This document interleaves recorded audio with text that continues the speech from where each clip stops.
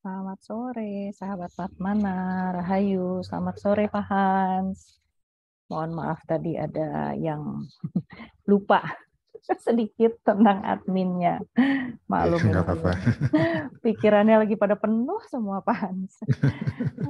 Terima kasih, Ibu Juli, Miss Hetty, Miss Dian ya. Ini belum kebuka apa namanya kameranya. Terima kasih sudah hadir di acara Fatmana kali ini dengan rangkaian webinarnya yang judulnya adalah menyelaraskan ego. Ini saya lagi lihat ada yang baru buka kamera. Jadi saya dan Putri mengucapkan terima kasih sudah bergabung bersama kami di sore hari ini. Kebetulan saya dan Putri sedang terpisah negara. Saat ini saya kebetulan lagi nengokin anak di Singapura, tapi ya dengan Iya. dengan era digital ini masih tetap bisa ketemu Pak Hans di negeri virtual. Oke, sebelum memulai acara, mari seperti biasa kita akan menyanyikan lagu Indonesia Raya.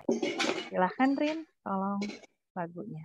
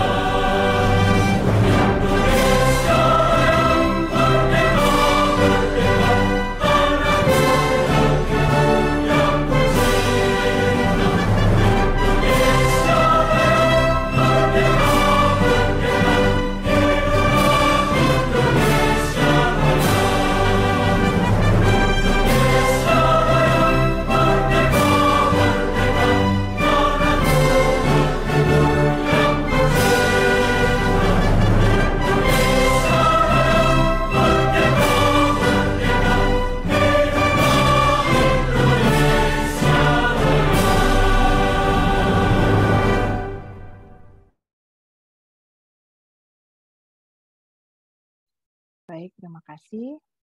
Sesi sore ini masih tentang ego. Ini bulan ini terakhir ya, kita akan membicarakan ego.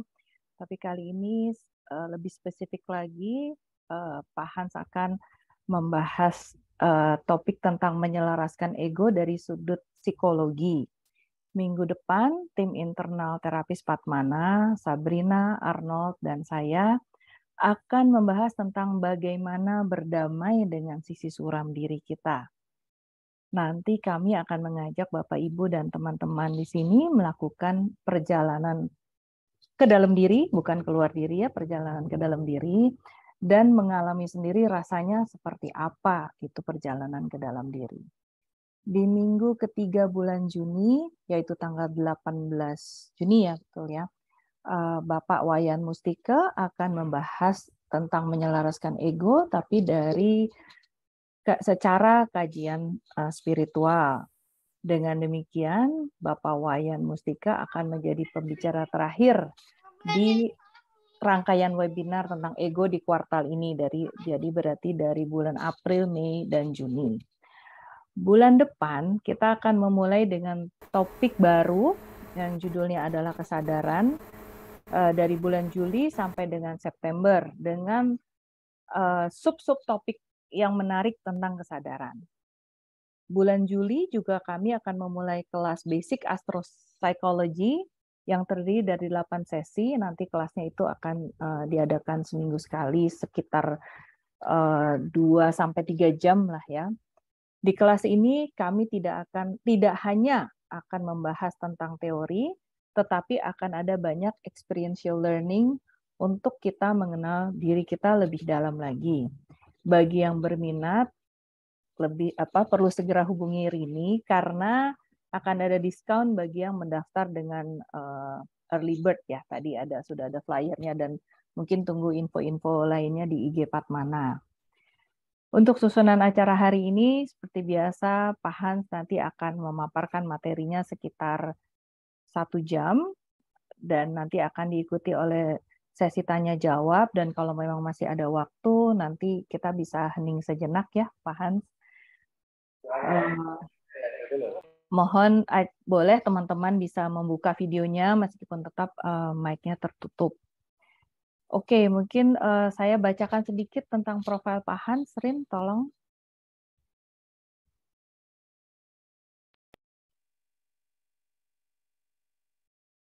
Oke.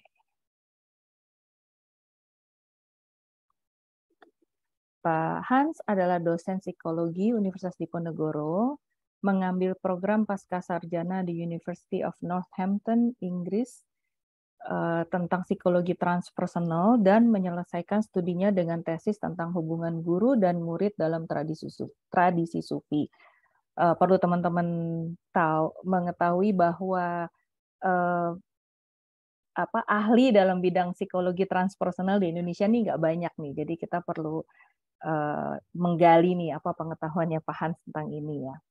Begitu juga beliau menulis buku berjudul Terapi Elinglan Awas, Latihan dan Refleksi, Elinglan Awas, dan mengeluarkan beberapa buku lain seperti Hipnoterapi, Prinsip-prinsip dasar praktek psikoterapi tahun 2007, dan Penelitian Fenomenologis Jalan Memahami Pengalaman Hidup tahun 2017.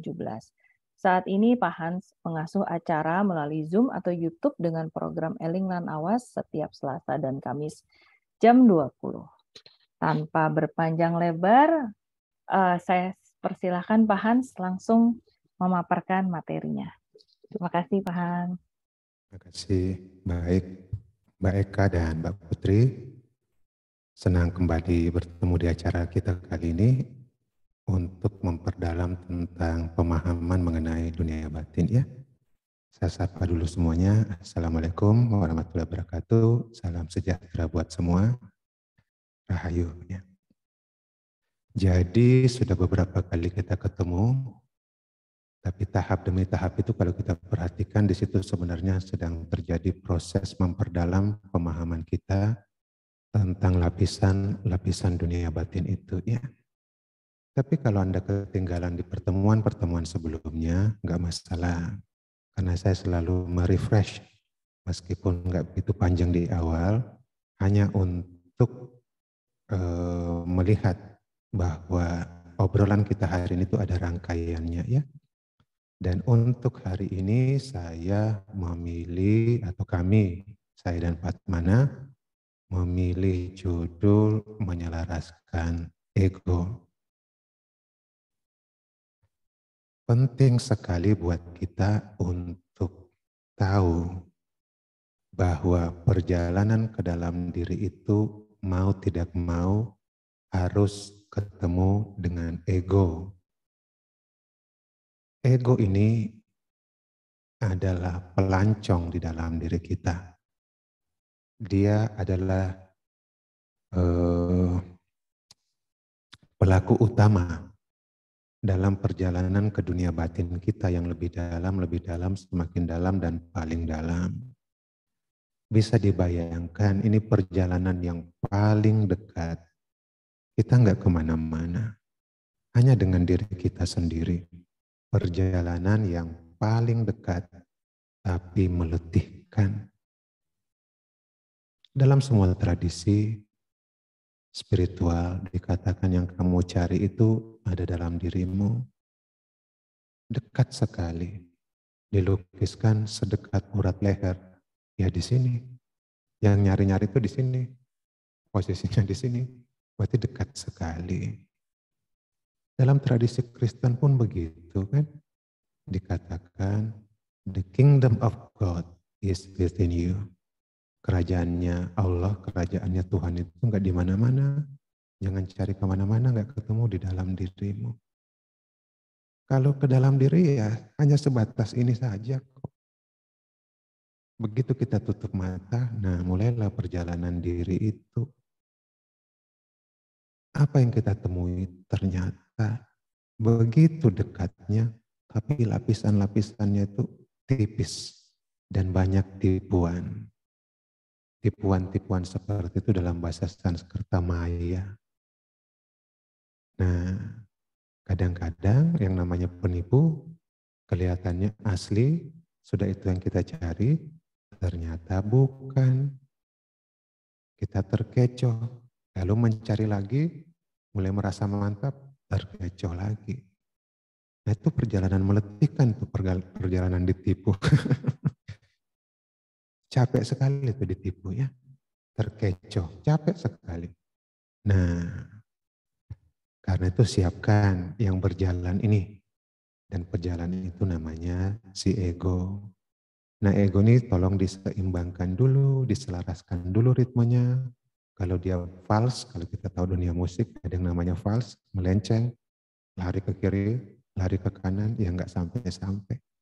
Karena itu disetel ya, biar selaras, biar dia di porosnya terus berjalan di tengah macam-macam godaan, penyelewengan, dia bisa terus bertahan. Lagi-lagi perjalanan yang singkat, perjalanan yang dekat tapi meletihkan ya. Jadi kita mau masuk ke dunia batin kita sendiri yang sedekat ini kok ya. Begitu kita masuk, kita ternyata ketemu dunia batin yang luas. Umumnya dibagi menjadi sadar, tidak sadar.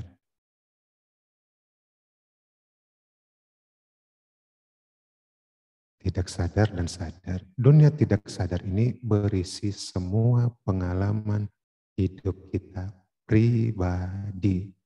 Pengalaman masing-masing orang jadi pasti berbeda. Ya. Jadi kalau Anda ke psikolog, yang dieksplor itu kebanyakan daerah sini. Apa yang terjadi dalam hidupku, dalam hidup Anda, sampai Anda menjadi seperti ini. Nah, semuanya tersimpan di sini ya. Semuanya pengalaman pribadi. Mau itu menyenangkan, enggak menyenangkan, menyebalkan, mengasyikkan. Semuanya ada di sini kok. Kalau sudah kita tidak sadari, bukan berarti dia enggak ada. Tetap ada, tapi tersimpan di wilayah yang tidak kita sadari. Banyak sekali persoalan psikologis itu bisa sembuh kalau kita bisa mengeksplor dunia ini. Ya. Karena semuanya tersimpan di situ untuk masalah pribadi. Tapi ada satu wilayah lagi yang juga tidak kita sadari, tapi bukan milik Anda saja, bukan milik saya saja, tapi milik kita sebagai manusia. Itulah wilayah ini. Namanya wilayah ketidaksadarannya umat manusia. Di wilayah inilah tersimpan yang namanya jati diri atau self. Dikisahkan dalam banyak tradisi spiritual, perjalanan kita di dunia ini akan mencapai titik pamungkasnya kalau kita sudah ketemu jati diri itu perjalanan pamungkas. Kalau ketemu banyak hal yang selesai dalam hidup ini, ya. Begitu. Jati diri itu bahasa Inggrisnya self. Nah, bagaimana melakukan perjalanan itu? Bayangkan di sini ada ego. Ego ini sibuk sekali mengatur kita dalam berhubungan dengan dunia luar, ya. Dia ngatur. Pada saat saya ngobrol seperti ini kan ego yang ngatur, hey, jangan lupa kamu di Zoom dilihat banyak orang, mandi dulu, ya dan sedikit, kacamatanya dibersihin. Kalau melihat juga melihatnya yang enak, nggak tajam-tajam amat gitu ya. Nah itu yang atur ego. Kalau egonya berfungsi, ya lebih enak aku atur kan. Tapi kalau nggak berfungsi bagus, kadang-kadang saya nggak nyadar, saya lihat Anda begitu tajamnya sampai Anda salah tingkah sendiri. Ya. Nah karena itu semuanya disetel oleh ego ini dalam relasi kita dengan dunia luar ya. Ke dalam pun begitu, ego ini juga bekerja ya. Ketika Anda berfantasi, berimajinasi, Anda mungkin duduk dan tertawa sendiri, berarti ego Anda terhubung dengan pengalaman lucu dalam hidup Anda. Anda mengkerut sendiri, berarti ego Anda terhubung dengan pengalaman gak enak dalam hidup Anda. Jadi ego itu bekerja keluar dan ke dalam. Capek itu 24 jam sehari, karena itu ego ini perlu dijaga. Ini istilah di barat, dijaga egonya. Berarti ego ini pemain penting ya. Di dalam dia ketemu macam-macam pengalaman sakit kita, pengalaman menyenangkan kita ya. Kalau kita bisa melewati pengalaman-pengalaman di sini dengan segala dinamika dan nuansanya, nah ego juga masih harus melanjutkan perjalanan ke jati diri. Jati diri itu senternya, pusatnya, seluruh diri kita, pusatnya jati diri. Tapi kalau pusatnya aktivitas sehari-hari, yaitu si ego itu. Nah ego ini perlu dipertemukan dengan jati diri itu. Ya. Nah seperti apa jati diri itu nggak usah dibayangin dulu, jalan aja ke sana.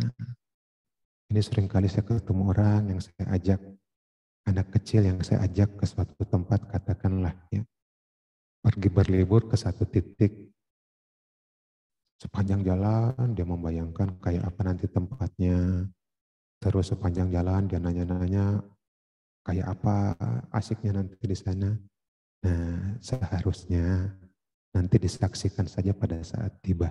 Yang penting jaga diri dalam perjalanan itu supaya sampai di titik itu. Itu yang jauh lebih penting ketimbang jati dirinya itu ya. Nah di sini ada tantangan-tantangan lagi. Ya. Kita punya macam-macam tantangan di sini. Ya. Salah satunya itu sisi jahat atau shadow. Ya. Nah minggu depan kayaknya ada acara mengenal shadow ini ya, shadow work. Itu artinya kita diajak masuk ke sini diperkenalkan dengan satu dimensi kita yang cenderung mengajak kita berbuat jahat, berbuat suram ya. Jadi kelihatan sekarang dari cerita saya tadi bahwa ego ini pemeran kunci dalam perjalanan ke dalam diri kita yang terdalam ya. Itu yang selama ini kita bicarakan dan sudah kita ulas. Nah, ego butuh kekuatan untuk berjalan menemui jodohnya yang adalah self. Kalau di sini ego, di sini self. Nah, dia sedang melakukan perjalanan.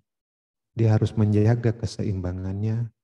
Kalau dia nggak menjaga keseimbangannya, nanti dia melari ke arah sana, nggak nyampe-nyampe. Lari ke arah sini, dia nggak nyampe-nyampe. Karena itu pergerakan kita menuju jati diri butuh yang namanya penyelarasan atau penguatan diri kita sendiri. Ya. Jadi anggaplah Anda itu pengayuh atau pendayung sampan menuju jati diri. Jaga diri supaya selaras, jangan sampai di bawah angin ya. Penyelarasan itu mirip dengan televisi di zaman dulu ya. Ada antenanya, ada pemancar. Kalau pemancar dan antena ini selaras, baik-baik saja. Kalau nggak selaras, ya jadi seperti ini gambarnya, nggak jelas. Orang nggak jelas itu orang kebingungan dengan dirinya sendiri. Orang yang kehilangan arah. Nah, ini ego. Ego penting menjaga keselarasan, supaya dengan keselarasannya itu dia terhubung dengan pemancar. Gitu ya. Jadi ego ini bisa lemah. Ini yang terjadi kalau dia lemah kan. terasa kosong hidup ini, terasa nggak ada apa-apanya, terasa suram, terasa penuh bintik-bintik. Itu ego kalau lemah, ya. Nah, kalau kita mulai selaraskan, mulai tuh kelihatan, kayaknya ada deh. Ada sesuatu yang nyegarin, tapi kadang-kadang kelihatan, kadang-kadang enggak. Itu berarti signalnya dari jati diri itu mulai ketangkap. Kadang damai hidup ini, tapi kadang kacau lagi, ya enggak apa-apa. Kadang ada enaknya, kadang berantakan lagi, ya enggak apa-apa. Paling enggak Anda sudah mulai menangkap isyarat, ada. Kalau ini kan belum ada. Kalau ini ada. Tadi kelihatan sedikit, ada gambar orang gitu. Nah, mulai terjadi penyelarasan, ego pelan-pelan mulai lebih stabil, ya, lebih stabil. Kalau egonya sudah stabil dalam perjalanan itu, pelan-pelan signal itu semakin kuat. Kalau semakin kuat, ya di sini ada ego antena ini. Kalau semakin kuat koneksinya, maka pelan-pelan dia semakin jernih melihat ke dalam dirinya, dan buah dari kejernihan melihat diri sendiri itu adalah melihat jernih orang lain dan sekitar kita. Nah, begitulah perjalanan sekilas dari ego ini, ya. Lagi-lagi poin pentingnya, ego perlu dijaga, diselaraskan ritmenya supaya nggak lari ke sana, lari ke sini, nggak bingung dengan macam-macam gejolak pikiran, perasaan, emosi kita, ya. Nah, kita perjelas sebentar ibarat televisi tadi itu, ya. Jadi kita kalau menutup mata ini, maka kita berani mengatakan, aku mau lihat ke dalam diriku. Kalau kita membuka mata, ya lihatnya keluar. Kalau kita menutup mata, kita mulai melihat ke dalam diri sendiri. Dan di dunia tengah ini, di sini gentayangan yang namanya pikiran kita, perasaan kita, emosi kita, dia gentayangan di dunia sini. Anda punya pikiran, saya pun begitu. Anda punya perasaan, saya pun begitu. Anda punya emosi, saya pun begitu. Tapi goyangan-goyangan pikiran, perasaan, emosi kita ini terhubung dengan memori kehidupan kita masing-masing. Kita punya gudang memori sendiri-sendiri, ya. Dan gudang memori itu mempengaruhi gerakan pikiran kita, gerakan perasaan kita, gerakan emosi kita, itu pasti. Kalau saya bertanya ke Anda punya pikiran, perasaan, makan muktuk? Punya nggak? Kepikiran nggak makan muktuk?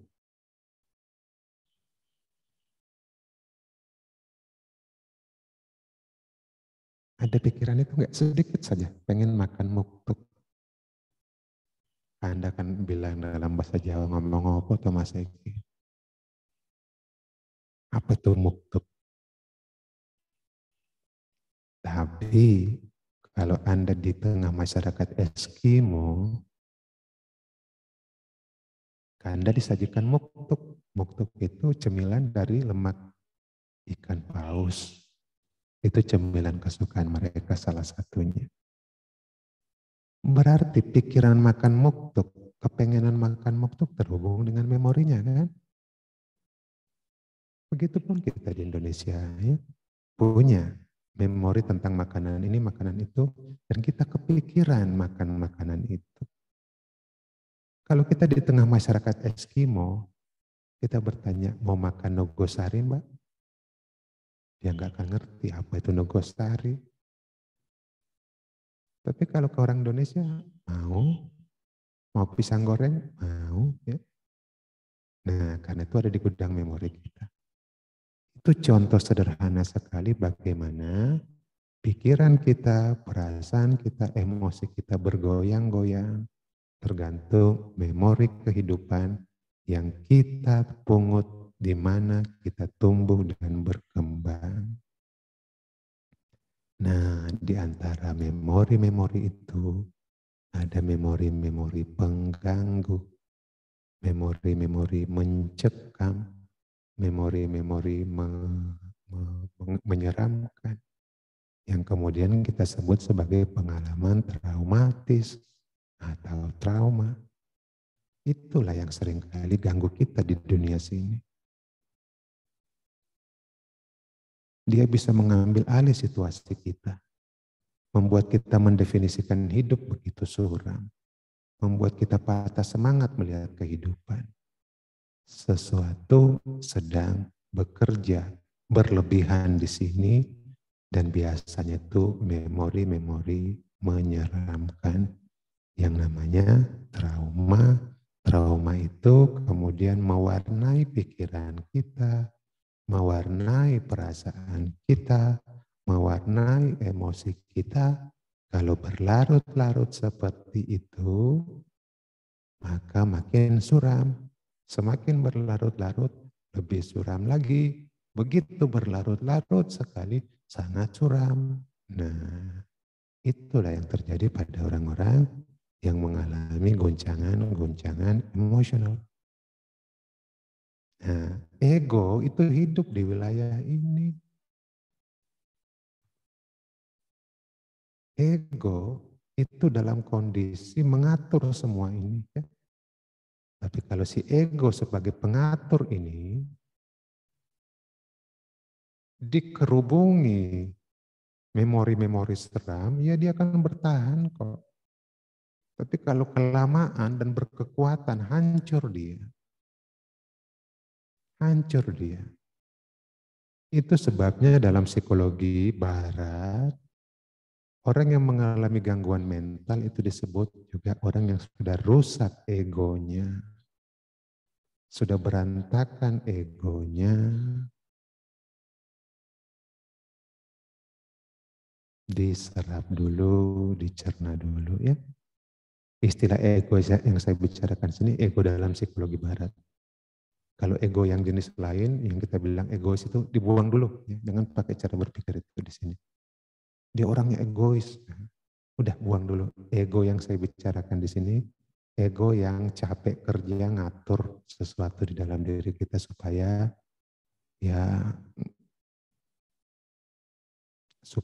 nggak sampai merusak kita gitu ya. Tapi kalau pemeran kunci ini rusak, Anda bisa bayangkan Anda banjir bandang. Banjir bandang ya kadang tertawa, kadang melotot, kadang guling-guling. Itu namanya banjir bandang. Ya. Jadi memang ego ini kenapa perlu dijaga. Ya. Begitu. Hanya sesudah ego ini kita kuatkan, kita benar-benar jaga keseimbangannya di tengah macam-macam turbulensi di dalam sini, dia bisa membawa kita ke lapisan lebih dalam menuju yang namanya self atau jati diri. Tentu saja jati diri ini adalah pengalaman jati diri ini sangat menyegarkan. Kena percikannya aja udah menyegarkan kok. Apalagi kena sinar yang lebih terangnya gitu ya.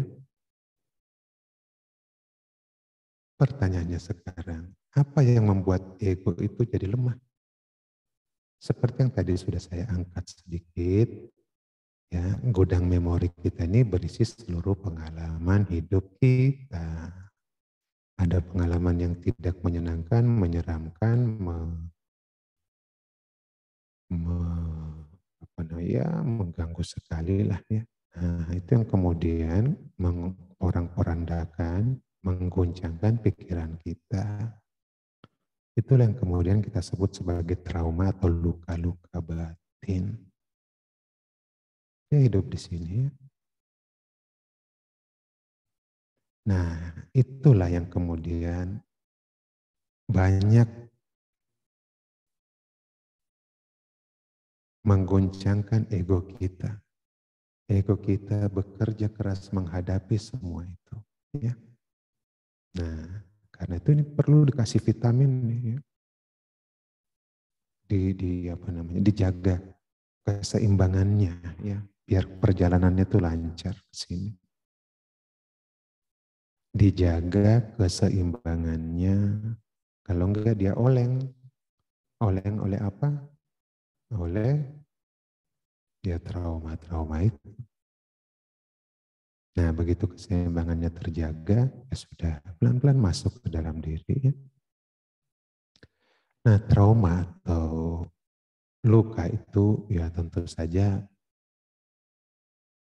ada kedalamannya. Ya. Bisa kelihatan dari bekas yang dia tinggalkan.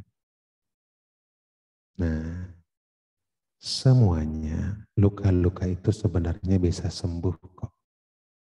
Asalkan kita bisa menguapkannya. Kalau kita nggak menguapkannya, berarti kita melakukan yang namanya represi. Represi itu punya memori nggak bagus, tapi dipenjara di dalam diri sendiri. Dia nggak lepas, dia nggak keluar. Ya, nah penjara seperti itu yang membuat kita kecapean sendiri, membuat tembok batin kita di dalam makin tebal, sehingga perjalanan dekat menjadi jauh sekali. Jaraknya dekat, tapi temboknya tebal, ya sama aja bohong.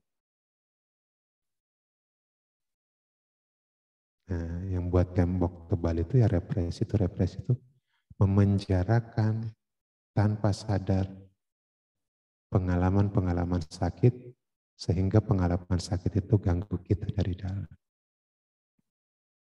Nah, kalau rasa sakit itu diuapkan, ya panasnya berkurang lah. Hukum fisika kan begitu. Ya. Nanti apinya dimatiin setelah dibuka. Ya. Tapi kalau Anda tutup sangat rapat, kerapatannya penuh, ya yakinlah. Desakannya itu bisa menghantam si penutup itu sampai terhempas.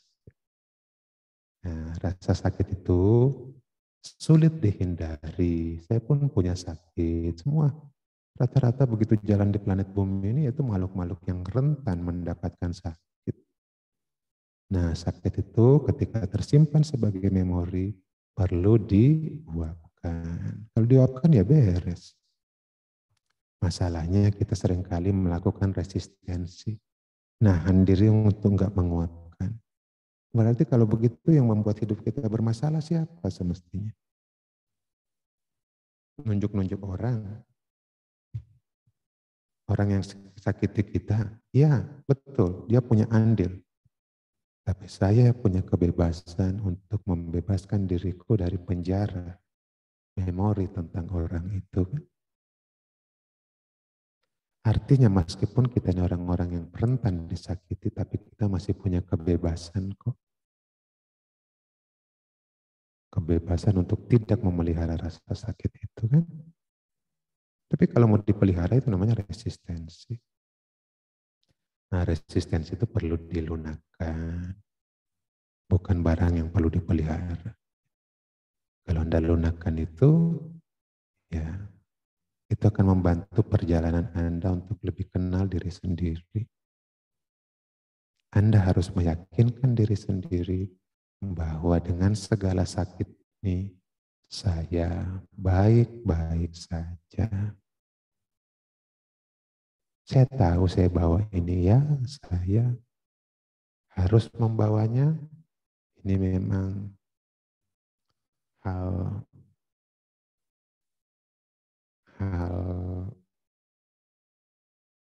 enggak bagus atau yang saya temui dalam perjalanan hidup saya. Saya enggak bisa menghindari itu di jalan hidup saya, ada kerikil-kerikilnya. Tapi saya yakin saya baik-baik saja dalam perjalananku. Ya. Nah, meyakinkan diri sendiri itu penting. Tapi kalau nggak punya keyakinan diri sendiri seperti itu, ya muncul hopeless. Hopeless jadi garing, garing jadi kosong, kosong jadi hampa, hampa jadi nggak ada gunanya hidup. Ya, kan itu butuh sugesti diri. Ya. Sugesti diri itu meyakinkan diri sendiri dengan kata-kata tertentu untuk diri sendiri. ditancapkan, ditanamkan, diimplantasi ke dalam diri sendiri. Nah, kalau mau seperti itu ya bisa dilakukan sendiri ya. Tapi sayangnya ini butuh skill tertentu ya, yang waktunya nggak mungkin pas kalau kita bicarakan hari ini. Sugesti diri itu butuh kesiapan tertentu untuk menanamkan, menancapkan sesuatu dalam diri kita sendiri dalam rangka aku tuh pengen yakin bisa melewati semua ini gitulah ya. Nah, itu butuh sugesti, butuh semacam dalam bahasa Timur itu butuh membuatkan mantra untuk diri sendiri ya. Kalau sudah relatif stabil, sudah relatif ya mendapat kekuatan lah untuk masuk ke dalam, diganggu pikiran, oke lah, tapi aku bisa selaras, bisa bertahan, bisa imbang, diganggu lagi, oke lah. Karena Anda butuh keseimbangan itu, mutlak. Kalau enggak, Anda akan masuk ke hutan. Dunia batin Anda yang gelap itu dengan segala macam tantangannya di dalam, Anda harus siap. Anda harus siap. Kalau di bagian keberangkatannya aja udah goyang, ya gimana perjalanannya? Seperti anak ini masuk ke ruang gelap ini dengan rasa siap, rasa tenang, rasa ceria. Kita pun begitu seharusnya ya. Nah, ada beberapa teknik yang bisa kita gunakan untuk menyelaraskan diri. Ya, pengenalan diri macam-macam, ada banyak cara. Ada banyak cara. Ada yang bisa lewat konseling, boleh lewat terapi, boleh. Itu dalam rangka menyiapkan diri supaya kuat menghadapi perjalanan ke dalam diri itu. Nah, di sini saya menggunakan beberapa teknik yang familiar atau akrab saya gunakan dari tahun ke tahun. Ya. Yang pertama itu ya relaksasi. Jadi badannya itu saya rilekskan dulu. Nanti pelan-pelan dengan badannya yang rileks itu, saya lebih mudah untuk mengamati siapa yang ganggu seseorang dari dalam dia. Ada seseorang yang sudah 15 tahun membawa penyakit panik, cemas. Ya, boleh dikatakan depresi lah. Dia seringkali melaporkan nafas yang pendek, jantung deg-degan, otot punggung ketarik, otot leher pun begitu, dahinya juga seperti ada senar-senar gitar yang ketarik ya, bisa bayangkan dia merasa ada kayak tarikan kawat di sini ya. Belum lagi migrain dan lain sebagainya. Matanya pun aku lihat sudah bukan mata orang yang mengecap rasa tenang. Ya, hidupnya penuh dengan kecurigaan. Dia bilang, saya masih bisa pulih nggak sih Pak? Saya bilang, sudah berapa lama? 15 tahun. Ya berarti selama itu kamu dibiasakan dengan pola panik, pola cemas. Nah, kalau bisa ya, ini tergantung tekadmu untuk pulih satu. Yang kedua, karena itu sudah berlangsung lama, saya bukan tukang sulap yang bisa mengubah kamu dengan cepatnya. Ya, karena itu kita akan pelan-pelan gerus sampai ketemu dia ngumpet di mana nih penyebabnya. Setelah itu kita keluarkan. Ya. Nah, proses untuk menemukan masalah intinya itu ya direlaksasi dulu badannya. Begitulah saya rilekskan dia, saya perdalam relaksasinya. Terus dia bilang, Pak, dada saya panas Pak. Aduh sakit. Kepala saya juga terasa sakit. Saya bilang, enggak apa-apa. Terus biarkan sakit itu muncul. Itu artinya badan memberitahu kita, si itu sudah mulai kelihatan loh. Si itu udah ada. Nah, badan ngasih tahu begitu. Begitulah saya minta dia bertahan. Saya masuk lebih dalam, dan kemudian menguapkan yang enggak kelihatan itu. Setelah itu ya saya tanya lagi gimana dadanya, sudah enggak Pak? Kepalanya sudah enggak juga. Nah itu terjadi karena yang buat badanmu sakit itu tadi mendekat. Nah kita tinggal tarik keluar saja, tapi itu butuh teknik tertentu ya. Itu relaksasi bisa bantu sebagai pendahuluan doang saja. Terus yang kedua meditasi ya. Ini bagus sekali, sangat bagus ya. Tapi Anda harus stabil betul ya. Seperti ini. Jangan pikir ini mbaknya diam-diam begini aja. Ketika dia diam kayak gini, di sini berkecamuk. Nah, kalau dia bisa bertahan dengan tetap begini di tengah kecamuknya pikiran, nah itulah meditasi. Nanti yang berkecamuk itu kalau begini, nanti pelan-pelan begini, nanti pelan-pelan begini. Nah, kita pelan-pelan merasakan lebih tenang dari dalam diri kita sendiri. Ya. Nah, pengalaman dengan orang yang membawa kecemasan 15 tahun tadi nggak bisa langsung saya ajak meditasi. Nggak bisa. Harus badannya dulu dirilekskan. Karena percuma begitu dia duduk kayak gini, jantungnya duk-dak. Nah ini mulai goyang nih. Matanya mulai kebuka. Nah terganggu. Karena itu langkah awal ya relaksasi dulu ya. Setelah itu kalau udah cukup stabil biasanya saya ajak meditasi. Kalau ya dia punya mimpi-mimpi mencekam yang dia masih ingat ya saya tanya mimpinya apa. Kadang-kadang mimpi itu membawa pesan kok tentang gejolak di dalam. Dia seperti kurir yang kasih tahu, hei ada pergolakan ini di dalam. Tapi sayangnya ceritanya itu butuh teknik tertentu untuk dibedahnya. Karena dia menyampaikan informasi yang bersifat kode-kode, bersifat bukan apa adanya, tapi udah dipoles dengan cerita-cerita yang terkesan gak ada artinya, tapi penuh arti kadang-kadang. Ya. Kesimpulan. Hari ini kita mau menyelaraskan ego kita dalam rangka perjalanan ke diri terdalam. Kita sudah lihat ada macam-macam tantangan tadi di sini. Ya. Tantangan ini memang tidak kelihatan, tapi bisa memporak-porandakan kita dari dalam. Karena itu ego perlu dijaga keseimbangannya. Ya. Kalau dia seimbang, dia nggak melenceng ke sana, melenceng ke sini, dia stabil ke dalam. Pada akhirnya, entah kapan, kalau memang sudah waktunya ego ketemu dengan self, itulah momen yang ditunggu-tunggu setiap orang. Ya. Persis seperti televisi ini. Ya. Kita setel egonya, ya, antenanya sampai ketemu titik tertentu di mana selaras antara pengirim dan penerima, begitu selaras gambarnya jadi jernih di sini. Begitu ya. Itu aja pengantar dari saya ya, kemana-mana, mudah-mudahan poin pentingnya ditangkap. Begitu Bapak Ibu semua ya, teman-teman. Terima kasih Pak Hans. Ayo teman-teman, ada yang mau tanya kali?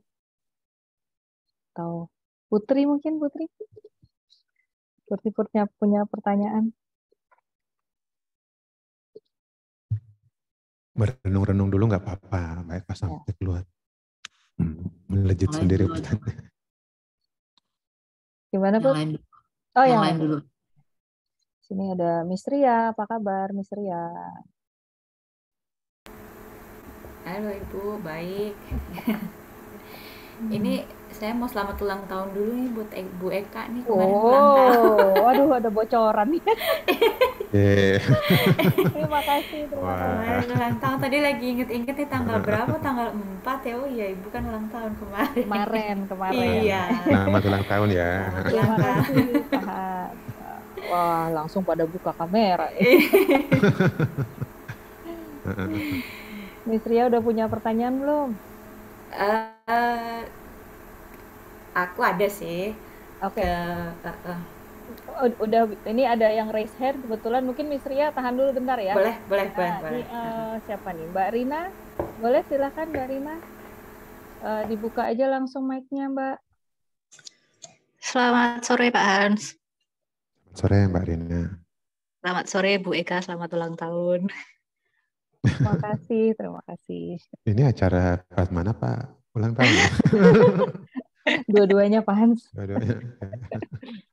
Monggo Mbak Rina.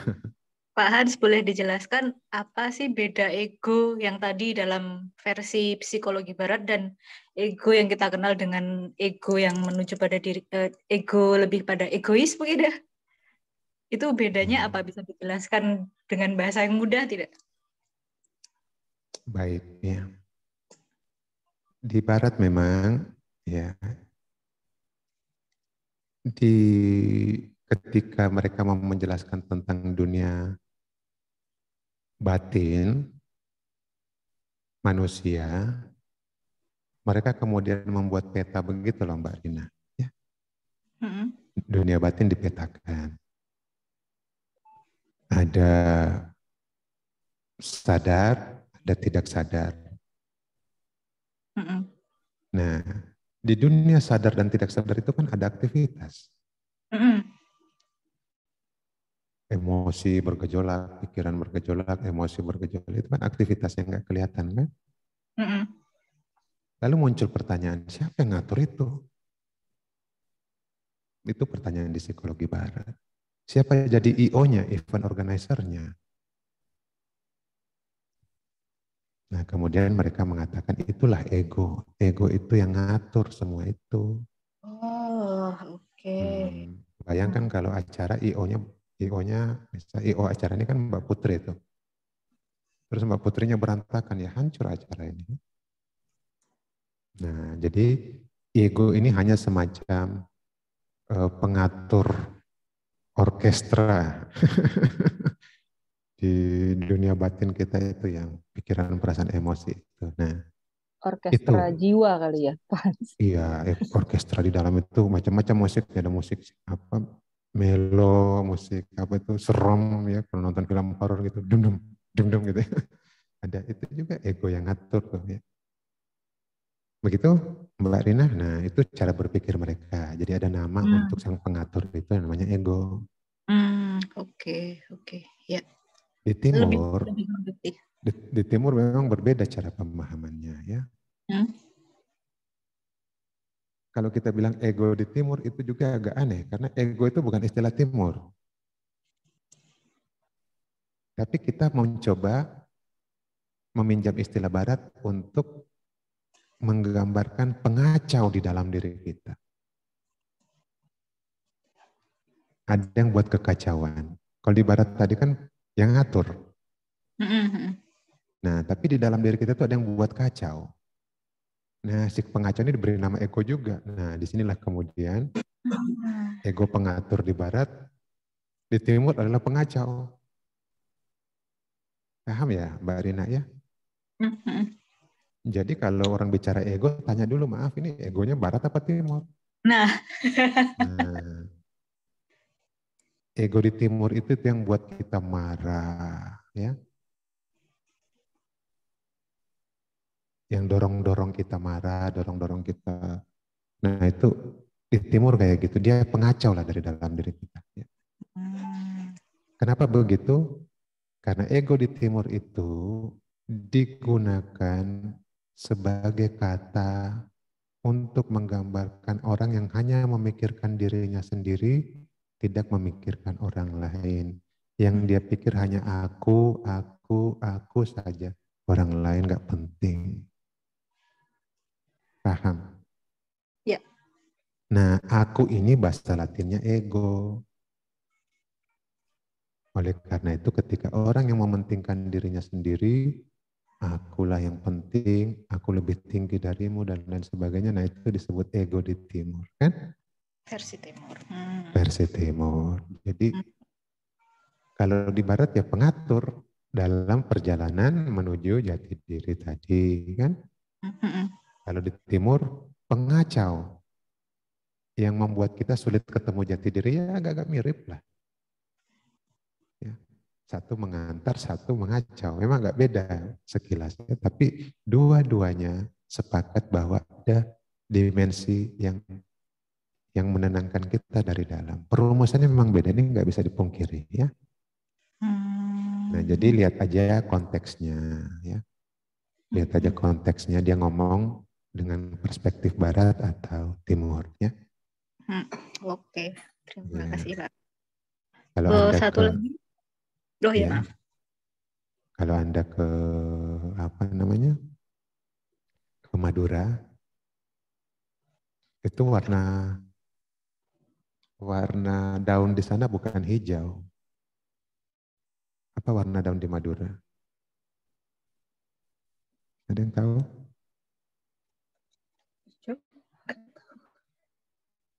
Teman saya dari Madura bilang biru daun. Ini warna daun itu biru. Nah, birunya mereka ya tentu saja maksudnya hijau buat kita. Ya hijau buat kita ya biru buat dia. Ya enggak apa-apa dong. Menjadi semacam istilah-istilah saja. Jadi nanti lihat istilah ini digunakan di mana ya, Mbak Rina ya. Oke. Satu lagi boleh Mas? Boleh. Sudah ketemu arti kata angstreep itu? Angstreep itu belum ketemu, itu kayaknya bukan kata yang ini, tapi biasanya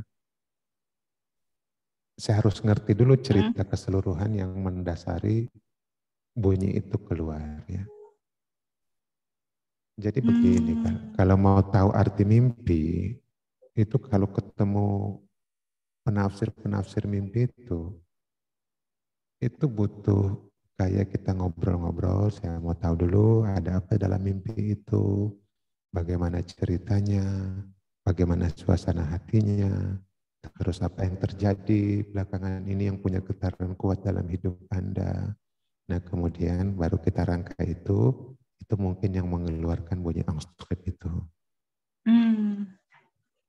Jadi penafsir mimpi di timur, penafsir mimpi itu sebenarnya pemikir-pemikir yang merangkai suatu pola gitu loh Mbak Rina ya. Nah soal bunyi yang keluar, gambar yang keluar di mimpi, itu nanti akan kelihatan kalau kita nangkap layar besar di balik. Iya, betul. Misalnya Mbak Rina belum pernah ketemu saya kan, misalnya. Terus Mbak Eka dengan Mbak Putri ini egonya kacau.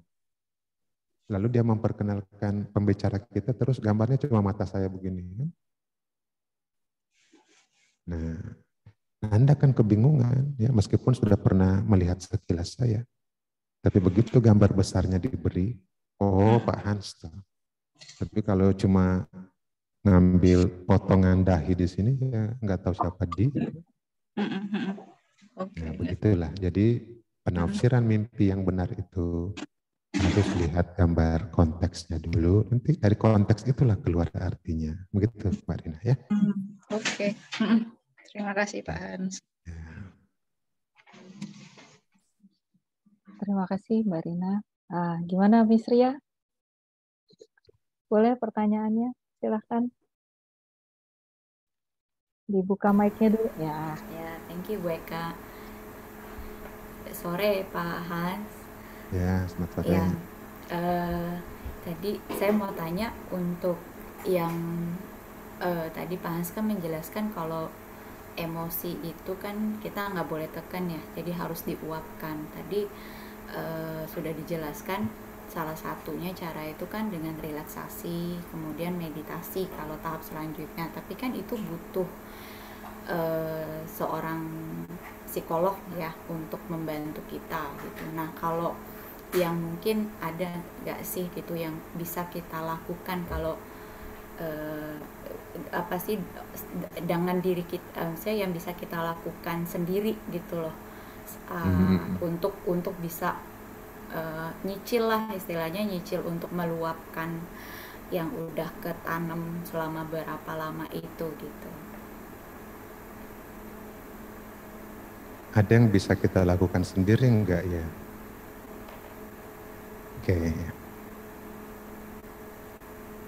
Mungkin mikrofonnya dibantu mute dulu nanti. Ya, oke. Untuk dilakukan sendiri, tentu saja ada yang bisa, ada yang dalam pengawasan. Ya. Contoh untuk relaksasi biasa seperti merilekskan badan, terus membuang ketegangan-ketegangan kecil di badan, itu bisa dilakukan sendiri. Kenapa? Karena gejolak batin kita itu pasti berdampak ke badan. Tidak mungkin kan? Itu yang diistilahkan psikosomatis. Pernah dengar istilah itu? Psikosomatis itu dampak dari pikiran yang bergejolak ke badan sampai badan ikut bergejolak. Ada orang yang stres, lambungnya bergejolak. Ada orang yang stres, otot lehernya bergejolak. Ada orang yang stres, denyutan di kepalanya bergejolak. Ya? Nah, itu namanya gejolak pikiran, perasaan, emosi mempengaruhi badan. Karena dua ini nggak bisa dipisah. Ya. Dia saling terkait. Nah, latihan relaksasi yang membuang ketegangan-ketegangan di badan itu ya bisa dilakukan sendiri. Misalnya relaksasi untuk menenangkan saya di saat tarikan otot di kepala saya itu cukup kuat. Ya. Tarik nafas, Anda rilekskan badan, lalu rilekskan bagian kepala yang tegang itu ya bisa saja. Ya. Tapi kalau sudah mau berhadapan langsung dengan pikiran yang bergejolak ini di dalam, kalau gejolaknya itu masih ringan, masih enggak masalah. Tapi kalau gejolaknya itu cukup besar, dan Anda sendiri dalam kamar lagi, bisa teriak-teriak loh. Nah, nanti orang dari luar kamar berpikir, kerasukan. Ya. Nah, kamu dibawa ke orang pintar. Orang pintar kemudian melakukan sesuatu yang bukan yang kamu mau. Ya. Kayak kemarin tuh, ada anak seperti itu di kamar sendiri, sering pukul-pukul sesuatu, ya, karena dia nggak tahu cara relaksasi, jadi emosinya itu dipakai mukul-mukul meja. Nah, orang tuanya kemudian sudah nggak tahan dengan kelakuannya itu, karena dia udah kerja. Akhirnya, ayo kamu segera berobat, kalau kayak begini kamu ganggu seisi rumah. Dibawalah dia ke orang pintar. Dan diminta disuruh minum apa itu? Sprite campur paracetamol. Ini betul, ini baru kejadian 2 hari lalu ya. Minumnya itu Sprite paracetamol. Ini bagus buat menyeimbangkan apa itu kerasukannya gitu ya. Itu bagus buat ngusir. Nah, seperti itu ya. Kasihan dia, penyakitnya nggak sembuh, sistem sarafnya tambah terganggu. Paracetamol campur minuman bersoda dan bergula seperti itu kan nggak bagus ya. Jadi untuk membuang ketegangan di badan bolehlah, Mbak Ria ya.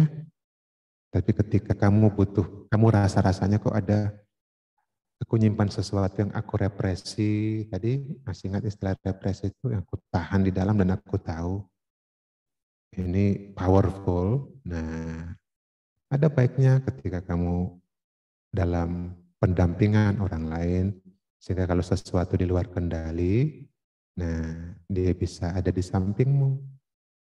Begitu saja. Tapi kalau masih dalam kendali ya nggak apa-apa. Begitu ya. Apakah itu menjawab? Iya Pak, thank you. Iya. Terima kasih.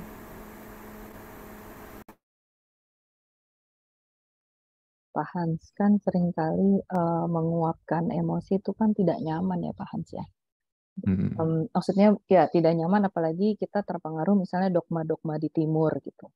Dari kecil kita dibilang anak laki apa nggak boleh nangis depan orang-orang gitu, atau ada yang kita sering nangis gitu, jangan cengeng, malu kan sama tetangga suaranya kenceng-kenceng. Nah itu Itu gimana tuh Pak? Maksudnya udah tua begini kan kita udah ketempel nih dogmanya kan.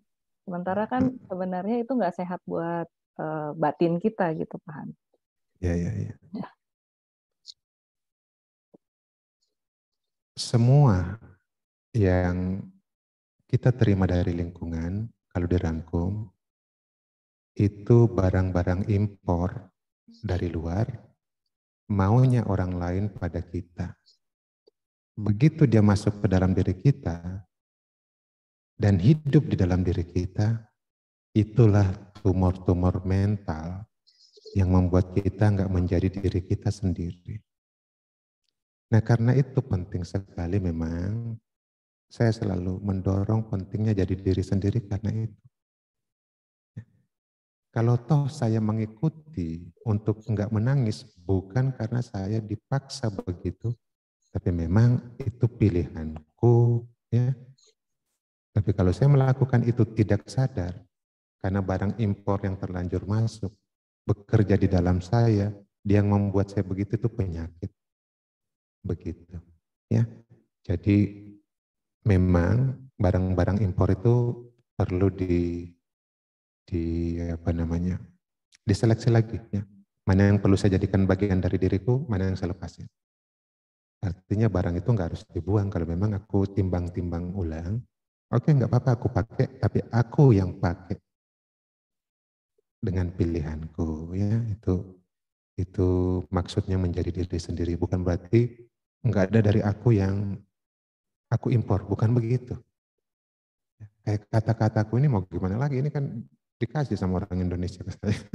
Saya terpaksa harus pakai, tapi cara saya memakainya ini caraku. Tapi bunyi-bunyinya ya dikasih sama guru SD, SMP, ya begitu. Nah, itu arti menjadi diri sendiri kayak gitu. Apakah itu menjawab, Mbak Eka? Ya, jadi kalau di teorinya Carl Jung berarti yang individuation itu ya, Iya. Pak Hans ya, menjadi diri sendiri itu ya. Ya, proses Ya, menjadi diri sendiri itu individuasi diri kan? ya individuasi. Yang artinya berarti dogma-dogma yang kita terima dari kecil perlu kita apa namanya? Kita pilah satu persatu gitu ya, kita review satu persatu mana yang bisa atau cocok menjadi bagian dari diri kita, mana yang mungkin nggak cocok ya kita lepasin itu ya. Betul, itu yang membuat racun-racun dalam diri kita juga. Pertemuan dengan orang lain itu kan selalu dua kemungkinan, pertemuan sehat sama pertemuan sakit. Nah, ketika terjadi pertemuan sakit, kita kemasukan barang-barang sakit dan dengan sangat menyesal kita bilang ya orang lain itu ternyata neraka. Begitu. Jadi ya orang lain itu neraka. Bahkan mayoritas, maaf saya harus mengatakan ini. Sampai peraih hadiah Nobel, filsuf yang namanya itu di Perancis namanya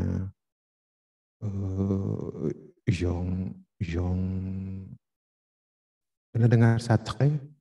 Jean-Paul Sartre? Belum ya, dia itu filsuf Perancis, tokoh filsafat yang terkenal sekali.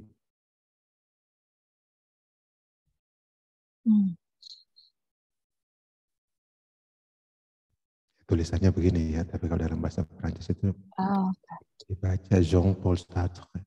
Nah, Jean-Paul Sartre ini dia itu terkenal dengan pernyataannya orang lain adalah neraka karena mereka nggak membiarkan aku jadi diriku sendiri. Mereka pengen aku menjadi seperti yang mereka mau. Akibatnya aku seperti robot-robot mereka saja. Aku nggak bisa menjadi diriku. Dan dia bilang, dia menyaksikan ini karena dia itu orang yang cerdas semestinya. Dia filsuf. Tapi maaf, matanya itu kayak mata agak juling gitu loh. Dia tuh sering nongkrong di kafe, nulis-nulis pemikiran filsafatnya. Tapi dia tahu kok, orang-orang itu dari sana lagi memperbincangkan dia. Dia tahu mata orang itu bukan mata yang mau menyapa dia, tapi mata yang mau menertawakan dia. Lalu dia berpikir, orang-orang sekitarku kok lebih sering ngejudge ketimbang memahami aku. Nah, judgment inilah yang kemudian seringkali datang ke dalam diri kita berbarengan dengan pokoknya harus begini, jangan begitu ya. Kalimat-kalimat sakti dari lingkungan kan itu harus, jangan begini, Iya. jangan begitu. Itu sakti banget itu. Ya. Iya. Nah, bisa enggak melepaskan diri dari itu? Begitu. Artinya lebih jauh lagi berarti kita sebagai pendidik atau orang tua perlu hati-hati ya dalam menggunakan kata pokoknya atau apapun juga, jangan sampai kita jadi nerakanya murid kita atau nerakanya anak kita kan, bisa aja begitu kan? Iya, bisa aja kayak gitu. Itu sebabnya muncul model pendidikan yang namanya humanistik. Humanistik itu anak melakukan apa, coba mengerti dulu latar di dalam diri dia sampai dia melakukan itu. Enggak buru-buru dengan gaya kita, itu pasti. Nah, memastikan sebelum memahami itu yang bahaya. Dari situ biasanya keluar jangan begini, jangan begitu, harus begini, harus begitu ya. Jadi dunia pendidikan kita memang cukup lama dibiasakan dengan begitu. Itu sebabnya produk-produk zaman dulu bisa saja pintar, bisa saja cerdas, tapi mereka lahir sebagai manusia-manusia yang apa ya? Yang pintar tapi kehadirannya itu membawa aura mencekam bagi orang lain ya. Nah, seperti itu. Ya, kalau ada pernah teman saya bilang kalau anak nurut itu yang bahagia siapa? Yang anak nurut kan yang bahagia orang tuanya, anaknya belum tentu bahagia. Belum tentu bahagia. Bahkan mungkin ada emosi terrepresi kan. Seringkali kayak gitu. Jadi nurutnya itu lalu dibarengan dengan represi. Represi itu berarti memelihara monster dalam diri anak itu. Ya. Nah, satu saat orang tuanya terkaget-kaget sendiri. Lalu datang laporan ke saya, Pak, anak ini dulunya baik, tapi sekarang jadi pembangkang. Ntar dulu, kamu ngapain dia? Iya. Betul. Silakan Putri. Pak Hans, saya tertarik dengan analogi yang Pak Hans pakai tentang antara TV dan antena TV sama si sumbernya itu. Ya. Diri sejati itu supposed to be adalah tenang, kemudian memancarkan semua kedamaian dan kasih itu. Berarti kan yang selalu bergerak adalah antenanya ini untuk menangkap energi yang lebih murni ini. Meskipun semua orang kan pasti punya persoalan, Pak Hans. Apakah dia menyadari atau tidak menyadari? Tapi apakah semua trauma-trauma itu harus selesai dahulu baru si antena ini bisa bekerja? Ataukah ada teknik bahwa pada saat dia sudah bisa menurunkan frekuensinya atau menaikkan frekuensinya, kemudian dia bisa tersambung karena dalam proses psikologi timur mungkin ya, bahwa teknik-teknik ini kan agak berbeda dengan teknik-teknik barat, Pak, bahwa kemudian teknik-teknik di timur ini bisa membuat frekuensi ini naik sehingga dia saling terkoneksi dengan sang sumber, atau diturunkan sehingga koneksi tanpa kemudian persoalan mereka selesai. Nah, penjelasannya secara barat ini gimana, Pak? Cara yang dipakai oleh timur ini? Kalau kita mengibaratkan ego ini perlu diselaraskan dengan diri terdalam, kalau terjadi penyelarasan kan jadi jernih tadi gambarnya kan. Nah, itu kondisi ideal namanya. Ya. Kondisi terbaiknya begitu. Dan itu bisa terjadi pada orang-orang yang tercerahkan. Justru orang tercerahkan itu orang yang sudah jernih gambarnya. Jernih. Tapi kemudian si ego ini yang seharusnya menangkap jernih, signal dari sini ya, bisa didorong oleh angin. Ya.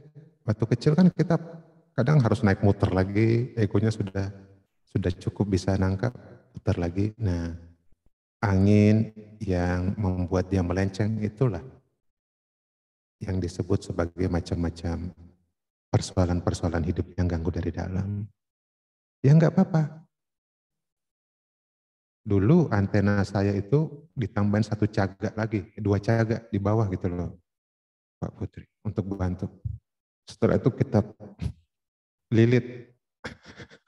Saya nggak tahu, Mbak Putri mungkin udah nggak mengalami itu ya. Antena kan bisa gerak karena angin kan. Nah, kami pengen selaras terus nih.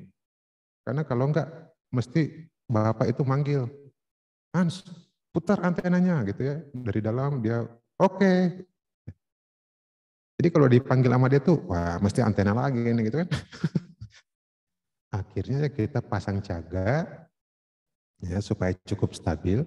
Kita lilit pakai kabel, ya, benar-benar ngepres gitu lilitnya. Nah, jadi nggak perlu manggil-manggil lagi karena goyangannya itu sekencang apapun angin masih bisa nangkaplah gambarnya ya. Jadi yang buat goyang-goyang itu ya persoalan di dalam kita, Mbak Putri. Nah, di sini Ya, pentingnya kita menjaga si antena ini supaya stabil ya.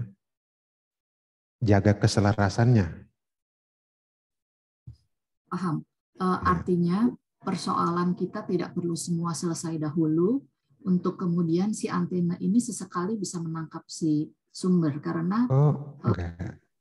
Ya, enggak. Karena ada asumsi bahwa semua harus dirilis kemudian baru terpancar, baru bisa diproyeksikan. Tapi dalam pengalaman spiritual kadang-kadang bahwa persoalan itu tetap ada, tapi kita mempunyai momen bahwa kita bisa terkoneksi.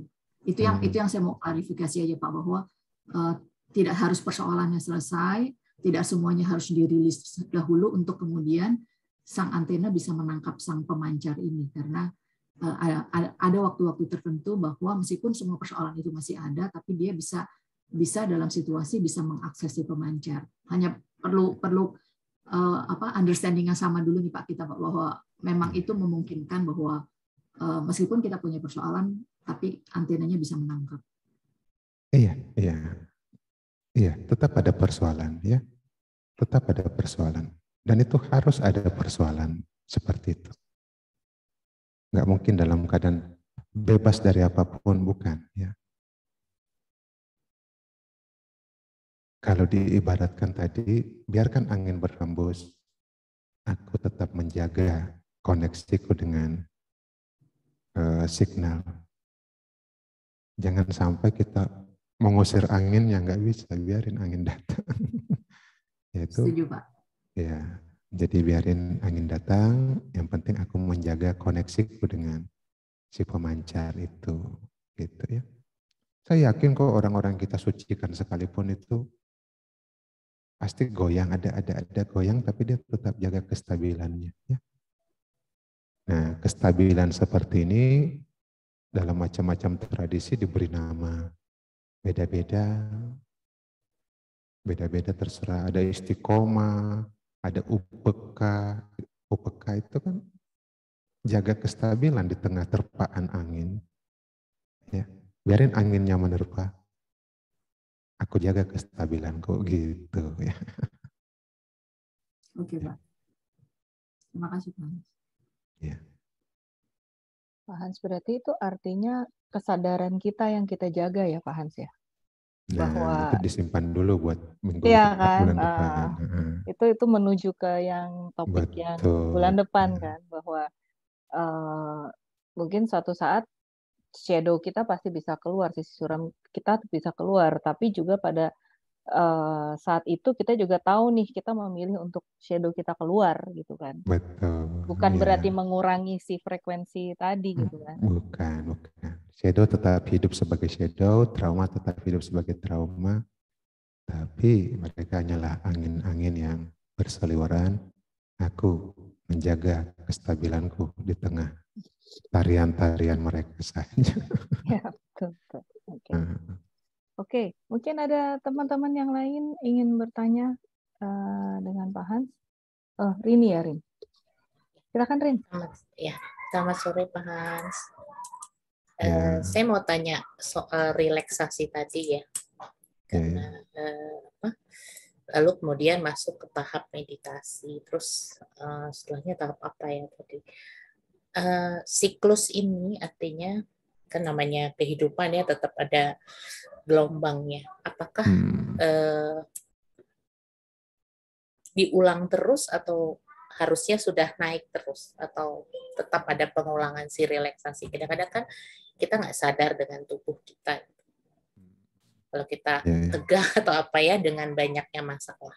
Menurut saya seberapa besar sih pengaruh relaksasi ini hingga sampai ke tahap meditasi tadi? Makasih. Hidup itu ketidakpastian. Menjalani hidup berarti berjalan di tengah ketidakpastian. Nah, yang penting perjalanan itu sendiri. Ya. Kita berjalan kadang dengan menjaga. Ya. Sesuatu bisa membuat kita tegang di tengah jalan. Dan ketika ketegangan itu ada, kita tahu cara merenggangkan ketegangan itu. Perenggangan diri dari ketegangan itulah yang namanya relaksasi. Jadi hidup itu, ya, kata lex itu, bahasa Inggris, itu artinya renggang. Ya, relax itu artinya renggang kembali. Di antara lex dan relax terjadi tension. Tension ini disebabkan macam-macam masalah kehidupan. Paham? Jadi kita renggang, masalah kehidupan terjadi, kita relax. Masalah kehidupan lagi terjadi, kita relax. Masalah kehidupan lagi, relax. Jadi relaksasi itu, itulah salah satu yang membantu kita, seperti pertanyaannya Mbak Putri tadi, membantu si antena ini tetap stabil di tengah terpaan angin. Ya. Jadi kita nggak mungkin hidup tanpa terpaan angin itu. Yang bisa kita lakukan menjaga kestabilan kita di tengah terpaan angin, dan teknik untuk menjaga itu adalah relax. Relax itu artinya renggang kembali setelah dibuat tegang. Setelah renggang, ada lagi yang menegangkan, dibuat renggang lagi. Setelah itu ketegangan lagi terjadi, dibuat renggang lagi. Itu ongoing proses seumur hidup, nggak ada habisnya. Nah, asik kalau orang itu punya seni itu dengan cepat karena sering latihan gitu loh Mbak. Ya. Kalau dia sering latihan, ya semakin cepat proses relaksasi itu, berarti semakin cepat dia menghadapi ketegangan yang dia hadapi dalam hidupnya. Begitu? Apakah menjawab? Pertanyaan yang berikutnya Pak Hans. Seringkali nih ya yang saya ketemu orang-orang tuh suka salah entah salah atau antara relaksasi dan meditasi. Kadang kan orang masuknya ya meditasi aja biar rileks. Nah, kira-kira menurut psikologi barat ini seperti apa? Relaksasi itu seperti apa? Kira-kira yang ya contoh-contoh simpel dari Pak Hans. Terima kasih. Iya, kekacauan itu banyak terjadi ya. Mengacaukan relaksasi dengan meditasi. Kalau kita buat rangkaian, meditasi nggak mungkin terjadi kalau Anda nggak rileks. Dengan kata lain, kita bisa menyimpulkan bahwa relaksasi itu pengantar sebelum meditasi. Kenapa? Ketika kita bermeditasi, kita sebenarnya mau menjaga kerileksan kita di tengah gangguan pikiran, perasaan, emosi. Jadi saya rileks dulu, saya jaga rileksku itulah meditasi. Di tengah gangguan pikiran, perasaan, emosi ya. Begitu?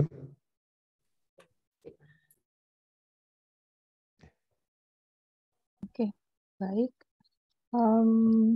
Ada lagi yang mau tanya barangkali? Kalau tidak ada, mungkin nanti kita ada waktu sejenak. Oh, ini Miss Heti, silahkan Miss Heti. Ya, selamat sore.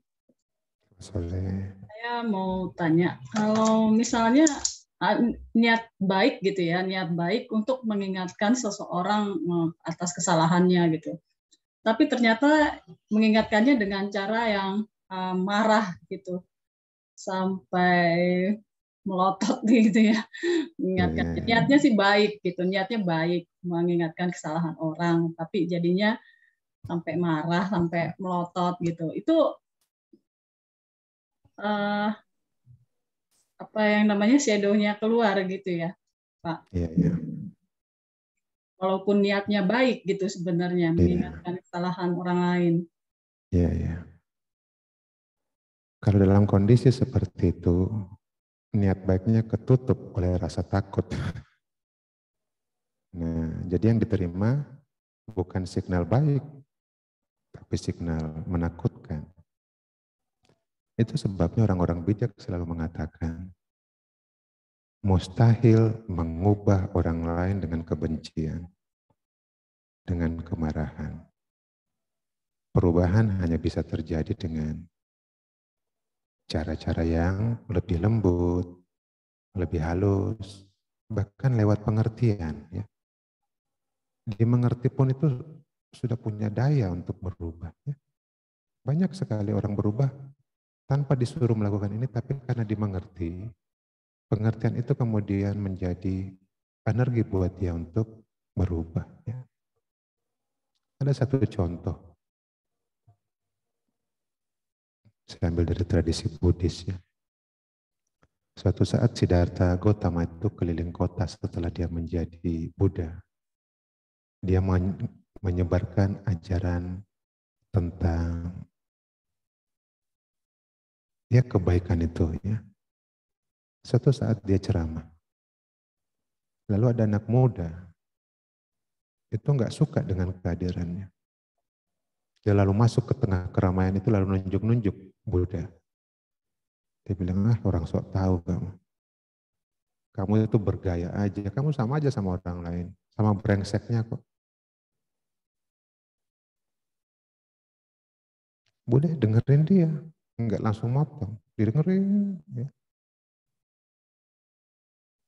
Terus Buddha bilang begini, kalau kamu kasih seseorang hadiah, dan orang yang kamu kasih itu nggak menerima hadiahmu, hadiah itu untuk siapa? Dia bilang, ya kan aku yang punya, aku ambil kembali dong. Persis seperti itu marahmu. Kalau marahmu itu kamu kirim ke aku baik-baik saja, aku nggak terima itu. Dia akan balik ke kamu dan menghantam dirimu sendiri. Nah begitu juga yang terjadi pada orang yang marah-marah itu. Dia sebenarnya sedang mengirim sesuatu ke orang lain, tapi sedang memukul-mukul dirinya sendiri.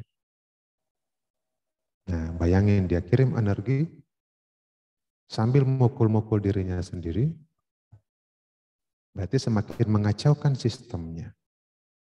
Ketika kita melihat orang seperti itu, kita agak sulit untuk berubah, nggak mungkin bisa berubah.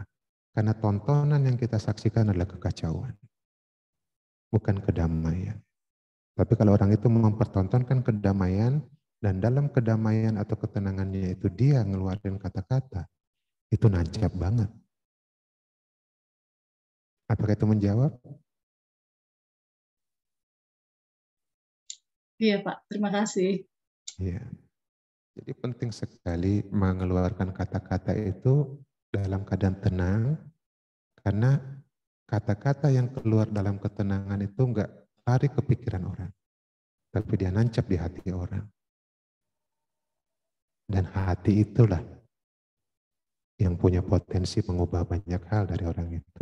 Jadi niat baik itu dari hati, bukan dari ya kekasaran kayak gitu, nggak mungkin lah ya. Itu mengatasnamakan niat baik, bukan niat baik. Mengatasnamakan niat baik. Gitu ya. Dalam psikologi itu namanya rasionalisasi. Rasionalisasi itu kayak pernah nih orang tua nampar anaknya. Kan? Oh gitu. Lah kok anak dibegitukan Pak? Ini demi kebaikan dia Pak. Wah demi kebaikan dia. Artinya dia mau bilang niat saya baik supaya dia menjadi baik. Saya kasih dia pelajaran. Enggak. Itu namanya rasionalisasi, akal-akalan bulus yang dibuat oleh intelek kita. Jadi intelek itu ya jangan dibangga-banggain juga, kadang-kadang kurang ajar kok. Gitu ya. Apakah dimengerti? Iya, dimengerti. Tapi sebenarnya apa sih Pak yang terjadi sama orang itu gitu? Ya, sistemnya kacau.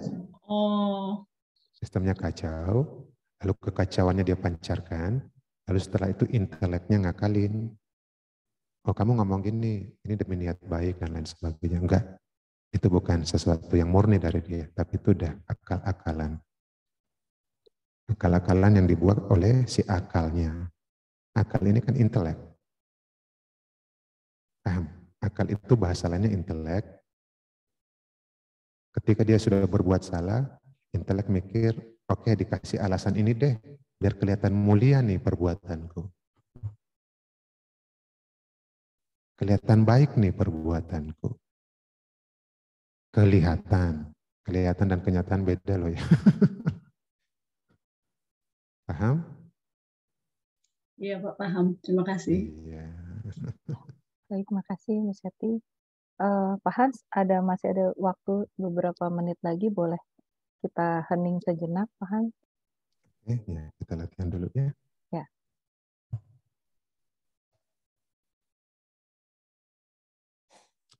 Baik, teman-teman sepat mana disiapkan badannya ya.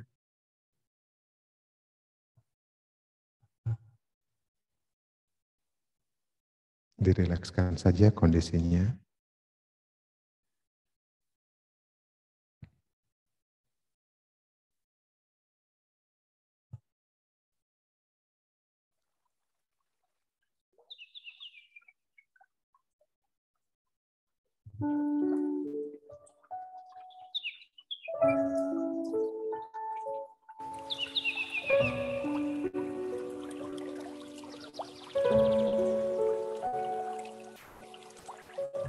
Badan itu bagian paling luar dari diri kita.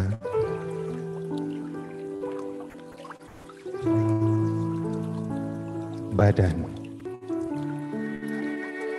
berjalan-jalan di planet bumi ini, ke sana kemari, kadang nongkrong di suatu tempat, kadang berkegiatan,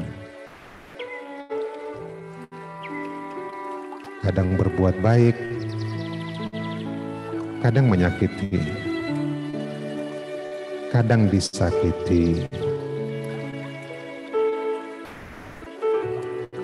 Badan ini bagian yang pertama dilihat orang ketika kita bertemu.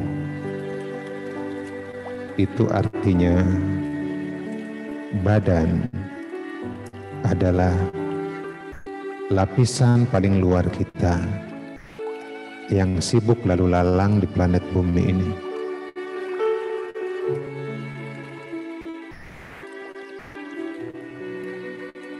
Badan kita sebenarnya netral saja.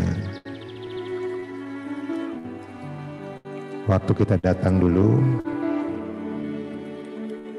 badan ini terlihat segar sekali.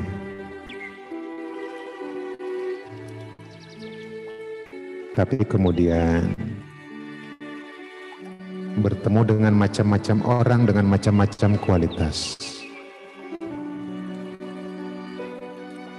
Pertemuan itu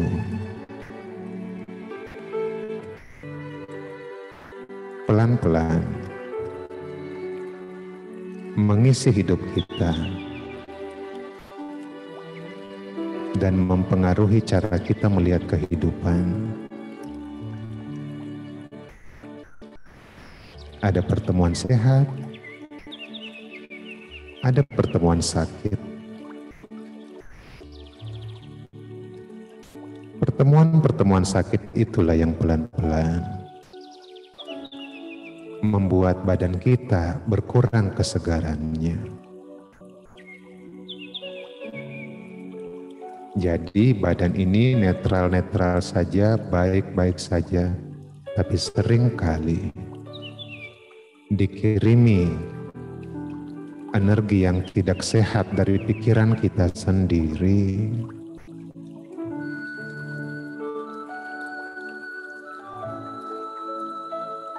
Badan ini seringkali harus membawa ketegangan-ketegangan. Akibat ketegangan yang ada dalam pikiran kita, perasaan kita, emosi kita.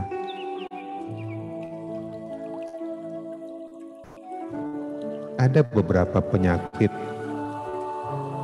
yang kita dapatkan akibat kita berlarut-larut digempur oleh pikiran yang kacau, perasaan yang kacau, sampai-sampai badan kita sudah bilang cukup, tapi terus saja digempur. Badan kita kehilangan pertahanannya. Dari situlah kemudian muncul penyakit-penyakit yang disebut sakit akibat pikiran. Jenis penyakitnya macam-macam.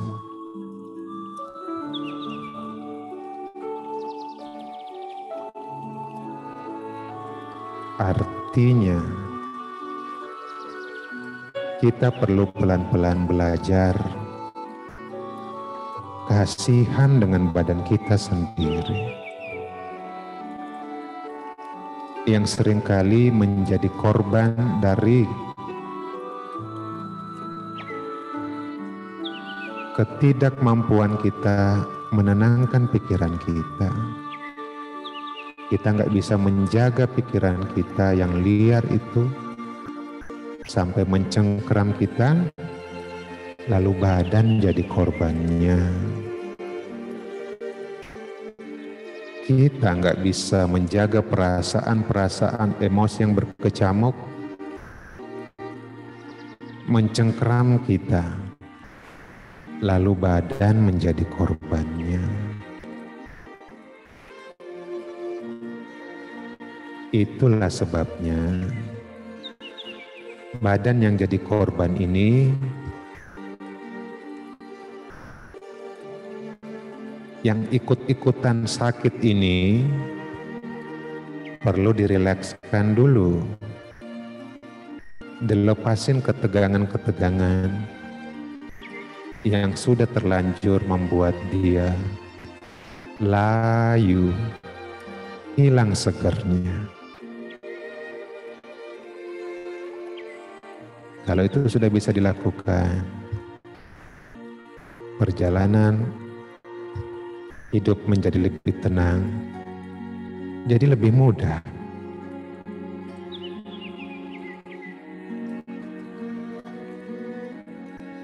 Nah, karena itu kita mau akhiri kebersamaan kita hari ini dengan latihan relaksasi.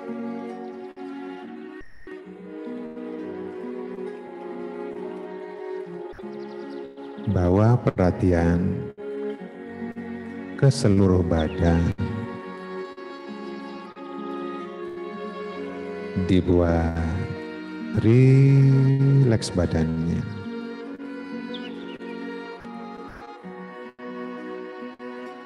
Dirasa-rasakan sendiri badannya itu. Bentuk badan kita aja yang sama, berkepala, bertangan, berkaki, tapi ketegangannya berbeda-beda. Kali ini Kali ini rilekskan badannya itu.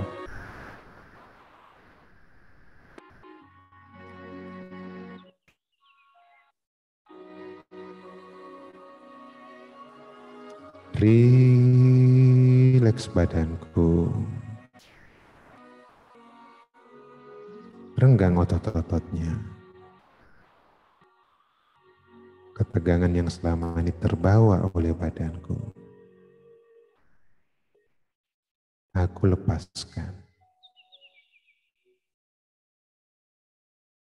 Kalau ada bagian badan yang terasa bergetar atau terasa tegang, biarkan saja. Ini memang waktunya bagi badan kita untuk berbicara, untuk memberitahu bahwa selama ini kita membawa ketegangan. Biarkan dia beritahu.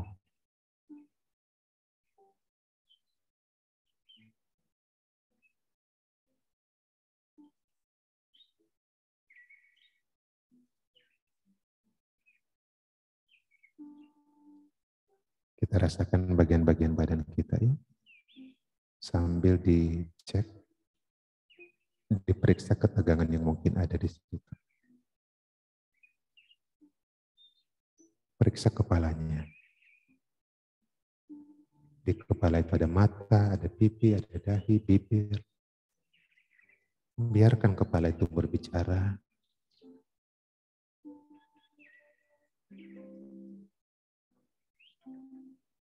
Memberitahu ketegangan yang tersimpan di situ.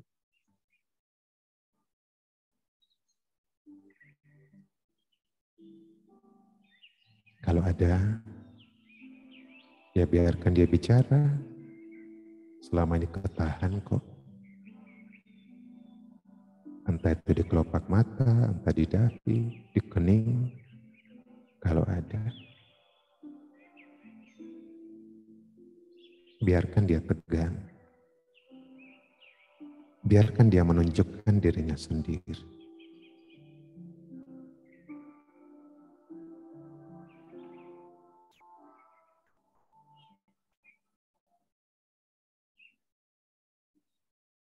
Kita pindah ke leher dan bahu.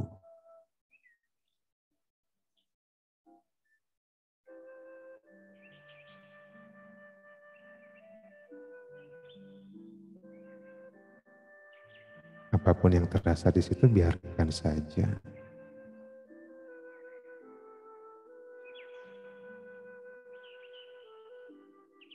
Mau rasa panas, mau rasa ketarik, biarkan saja kalau itu muncul.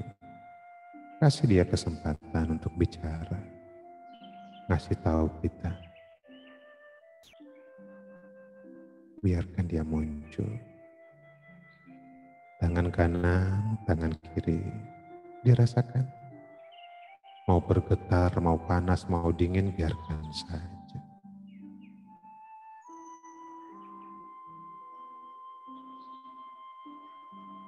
Dada. Biarkan saja. Rilekskan dadanya. Dan biarkan dia memberitahu kalau ada ketegangan, kalau ada.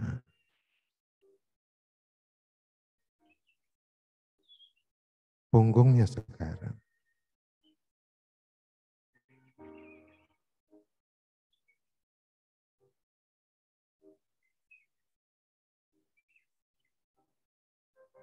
Anda cukup merasakan saja dan biarkan badan Anda bicara.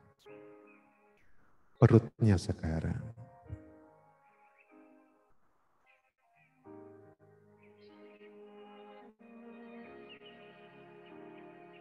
Pinggulnya.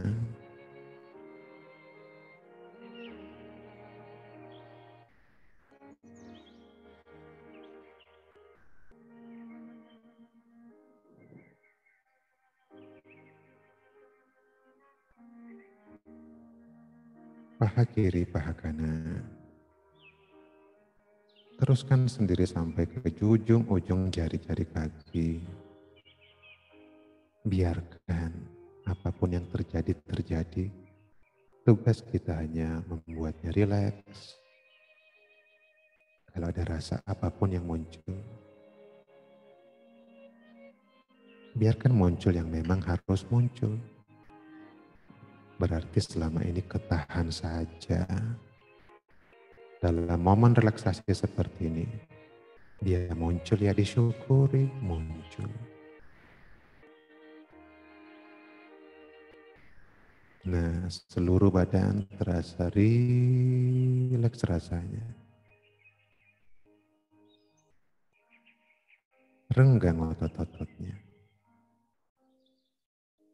Dan ketegangan yang ada, ketegangan yang tersisa seperti menguap. Lepas. Pergi.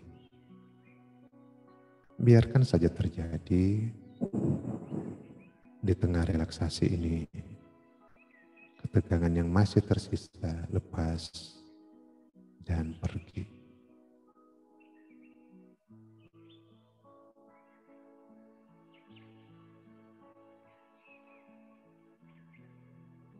Nah, hari ini kita belajar bahwa ketegangan di badan kita itu seringkali terjadi. Ketegangan di badan kita. Ketegangan di badan kita.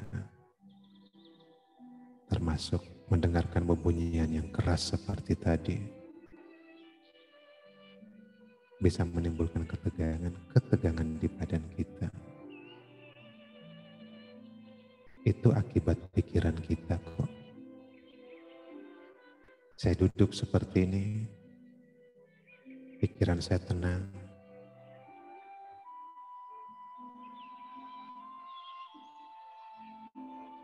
Bunyi petir sekencang apapun, saya baik-baik saja. Tapi kalau saya panik, otot-otot saya akan ketarik.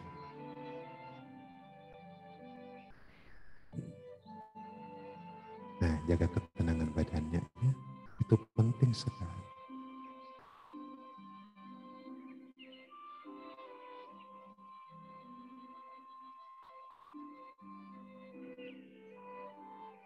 Baru sesudah itu pikiran bisa ditenangkan, perasaan bisa ditenangkan, emosi bisa ditenangkan.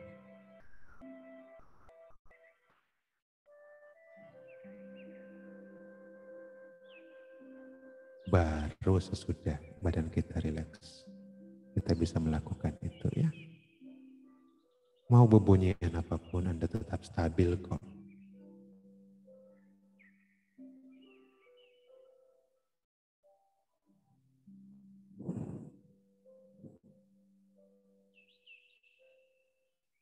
Kestabilan inilah yang membuat kita pelan-pelan sampai pada yang namanya damai, tenang. Tanpa kestabilan itu, kita bakal gampang ketarik ke sana kemari.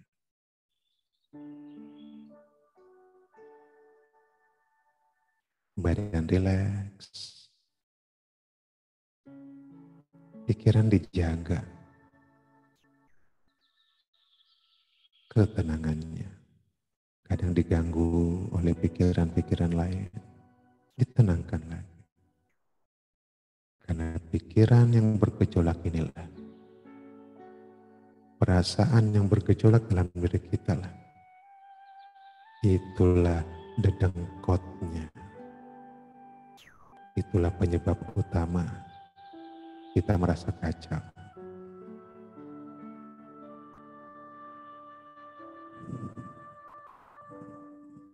Latihan hari ini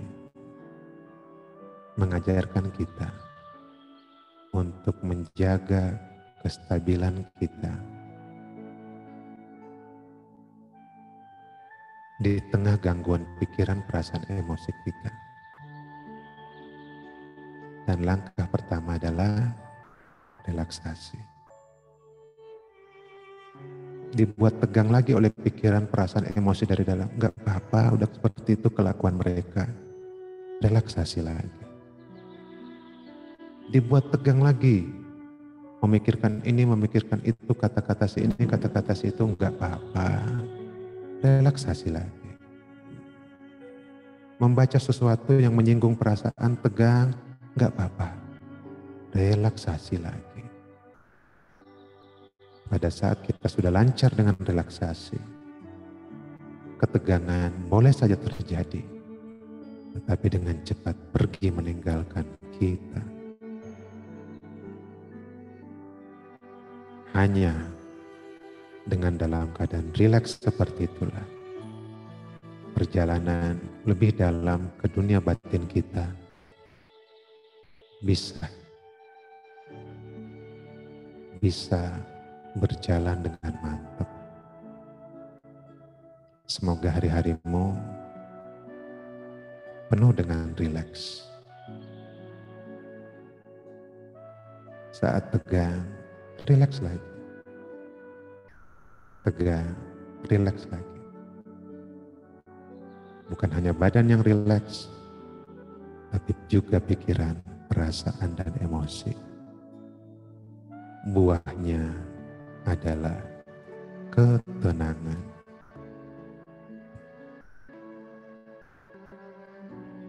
Saya akhiri kebersamaan kita hari ini.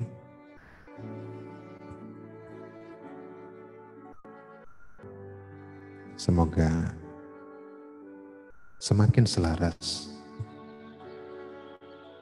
dengan percikan-percikan jati diri dalam diri kita. Jati diri itu tujuan yang tercapai secara alami kalau kita stabil dalam perjalanan. Bagaimana caranya stabil? Jaga relaksasinya. Di tengah gangguan pikiran, perasaan, emosi, jadi rileks. Berjalan stabil itu nyambung. Dan pada akhirnya berjalan stabil itu membawa kita ke jati diri. Itulah esensi dari perjalanan spiritual, ya. Itulah esensi dari perjalanan spiritual. Saya akhiri kebersamaan kita dengan